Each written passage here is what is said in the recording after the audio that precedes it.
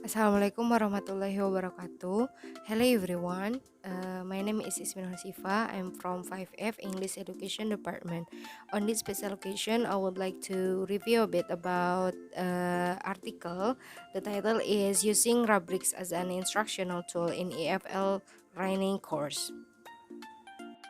Pembahasannya adalah mengenai tujuan penelitian, pertanyaan penelitian, metode penelitian, data collection and analysis, hasil penelitian, kesimpulan, dan juga gap penelitian. Baik, yang pertama adalah tujuan penelitian. Tujuan penelitian ini adalah untuk mengeksplorasi dan mengetahui pengaruh penggunaan rubrik sebagai perangkat pembelajaran terhadap kinerja menulis peserta didik dalam bahasa Inggris sebagai bahasa asing. Adapun pertanyaan mengenai penelitian adalah sebagai berikut. Yang pertama, apakah integrasi rubrik sebagai alat instruksional berpengaruh terhadap kinerja menulis siswa? Yang kedua, membuka pandangan atau persepsi siswa tentang menulis harus berdasarkan pengertian tata bahasa yang benar. Lalu yang ketiga, apakah rubrik berpotensi bagi guru untuk membuat kursus menulis mereka menjadi lebih produktif? Baik, selanjutnya ada metode. Penelitian ini menggunakan desain kuasi eksperimental. Penelitian ini dilakukan selama 4 minggu untuk menilai interreliability participants. Tes ANOVA dan T-test digunakan untuk menganalisis kedua grup, yaitu grup eksperimental dan juga grup kontrol. Wawancara juga dilakukan oleh peneliti untuk menganalisis bagaimana perasaan siswa tentang rubrik sebagai alat pembelajaran.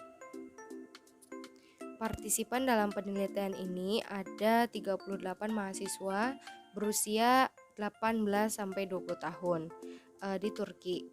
16 mahasiswa sebagai kelompok eksperimental dan 22 mahasiswa sebagai kelompok kontrol. Instrumen atau media yang digunakan adalah rubrik. Rubrik yang digunakan adalah temuan studi oleh Jacobs. Skala penilaian itu ada 100 dan itu merupakan poin skor maksimum. Untuk keakuratan sendiri dari validitas dan reliabilitas hasil keputusan juri, maka setiap karya dibacakan oleh 3 evaluator. Proses pengumpulan data dilakukan selama 4 minggu. Pada saat pengumpulan data, siswa diinstruksikan pada 2 jenis esai yang berbeda oleh instruktur yang sama, yaitu pertama membandingkan dan membedakan sebab akibat. Kelompok eksperimen mendapatkan pelatihan tentang penggunaan rubrik sambil menghasilkan karya mereka, sedangkan kelompok kontrol melanjutkan kelasnya tanpa diajarkan rubrik terlebih dahulu. Pada minggu pertama, siswa diberikan arti yang jelas dari kata dan ungkapan yang digunakan di dalam rubrik. Kemudian, siswa diberikan contoh tulisan yang bagus, yang sengaja dibuat tidak baik atau dibuat cacat, dan mereka didorong untuk memberikan komentar untuk memperbaiki makalah yang sesuai dengan rubrik atau ketentuan yang telah disediakan. Selanjutnya, siswa diberikan daftar topik untuk dipilih sebagai kegiatan pramenulis. Di akhir minggu pertama, siswa ditugaskan untuk menulis draft pertama sesuai topik yang ia pilih. Sebelum penilaian, siswa diminta untuk mengecek kembali dan diminta untuk mengubah draft mereka dengan rekan-rekan mereka. Dan mereka didorong untuk memberikan feedback kepada rekan-rekan yang lain, saling berkomentar. Kemudian draft tersebut dikumpulkan untuk diberikan umpan balik oleh evaluator. Pada minggu kedua, draft yang tadi diberikan kembali kepada para siswa untuk dilakukannya revisi atau pembetulan sesuai dengan umpan balik yang diberikan oleh evaluator. Di akhir minggu kedua, siswa ditugaskan untuk menulis draft akhir dari karangan mereka. Jenis esai di silabus adalah cause and effect esai. Di akhir perlakuan, siswa dalam kelompok eksperimental dan kontrol mengikuti ujian pada esai perbandingan dan kontras seperti yang diperintahkan oleh guru yang sama. Kertas ujian dinilai oleh 3 guru atau 3 evaluator berpengalaman di bidang yang berbeda.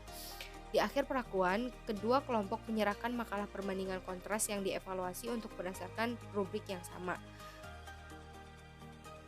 Untuk memastikan hasil yang dapat diandalkan, 3 penilai menilai makalah dan hasil kelompok eksperimen eksperimental dibandingkan dengan kelompok kontrol untuk melihat apakah mengintegrasikan rubrik ke dalam kursus sebagai alat instruksional meningkatkan kinerja menulis siswa atau tidak.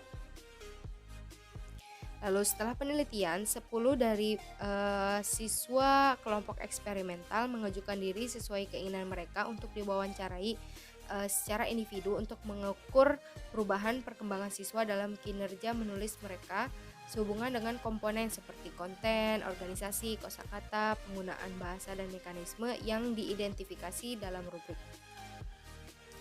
Hasil penelitian menunjukkan bahwa tes ANOVA menunjukkan there's no significant difference between the score. Tetapi hasil t-test menunjukkan bahwa ada perbedaan yang signifikan secara statistik antara dua kelompok. Itu berarti bahwa kelompok eksperimental yang rata-ratanya 74 secara khusus berkinerja lebih baik daripada kontrol group, yaitu rata-ratanya 58 dalam menulis makalah komposisi. Itu artinya bahwa kelompok eksperimen yang mereka melakukan pembelajaran mengenai rubrik terlebih dahulu itu lebih baik dibandingkan dengan kelompok kontrol. Lalu selanjutnya ada mengenai pertanyaan penelitian. Dari semua pertanyaan penelitian mengenai apakah integrasi rubrik ke dalam kursus menulis sebagai alat instruksional berpengaruh pada menulis siswa, jawabannya iya. Itu sangat berpengaruh pada kinerja menulis siswa. Integrasi rubrik sangat membantu membentuk instruksi serta mengarahkan siswa ke target pembelajaran yang dapat dikelola. Itu berarti bahwa penggunaan rubrik dalam penelitian ini memperjelas bahwa setelah siswa diberikan pengarahan atau instruksi yang jelas, siswa dapat mengerjakannya dengan baik dan mahir serta menyelesaikan instruksi yang telah dibuat. Tujuan akhir menggunakan rubrik sebagai alat instruksional adalah untuk membangkitkan rasa penghargaan atas apa yang membuat tulisan bagus dalam IFL.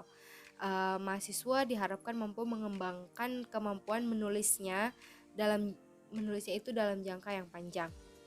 Selama sesi umpan balik atau pada saat berkomentar antara siswa satu dengan siswa yang lain, siswa diminta untuk mengoreksi kesalahan diri sendiri dan mengoreksi kesalahan teman-teman yang lain. Hal ini bertujuan untuk mengembangkan suara dan pendapat dalam usaha menulis mereka. Hasil dari penelitian ini, kelompok eksperimental mengungguli kelompok kontrol. Hal ini juga menunjukkan bahwa rubrik berpotensi bagi guru untuk menjadikan kursus menulis agar lebih produktif lagi. Siswa merasa bahwa mereka dapat menghasilkan karya tulis mereka jika pengajaran yang diberikan menekankan bahwa menulis merupakan sebuah proses daripada menulis dijadikan sebuah hasil. Untuk itu, peserta didik atau mahasiswa dapat bekerja dan memberikan effort lebih terhadap tulisan yang ia inginkan daripada hasil. Ada pepatah mengatakan bahwa hasil tidak mengkhianati proses atau proses tidak mengkhianati hasil. Jadi proses itu penting.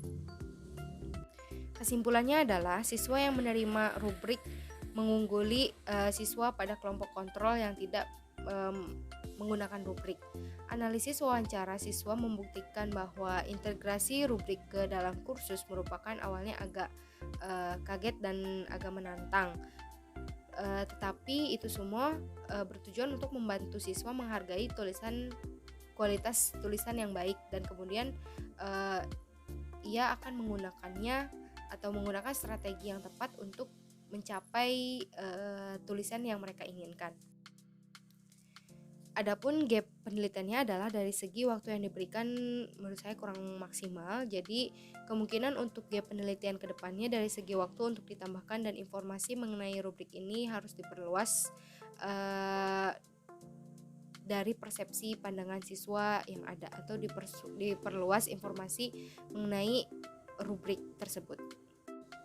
Terima kasih atas perhatiannya. Mohon maaf apabila ada kekurangan kata dan informasi yang kurang jelas. Kurang lebihnya mohon maaf. Billahi taufiq wal hidayah. Wassalamualaikum warahmatullahi wabarakatuh.